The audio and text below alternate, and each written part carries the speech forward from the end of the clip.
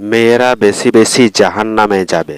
মেয়েদের বেশি বেশি জাহান্নামে বেশি বেশি ঠাঁই হবে দুটি কারণে, মাত্র দুটি কারণে জাহান্নামে বেশি বেশি যাবে।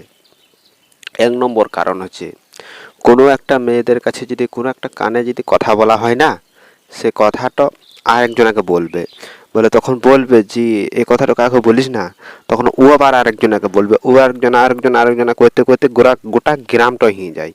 কোনো কথা, কোনো ঝগড়াঝাটিরই কথা হোক কেন, সেই নিয়ে হয়ে যায়, সেই নিয়ে একটা ঝামেলা তৈরি হয়। এক নম্বর কারণ। আর দু নম্বর কারণ হচ্ছে ঝুড়িওয়ালা, সবজিওয়ালা, মাছওয়ালা, এদের কাছে কোনো পর্দা নাই।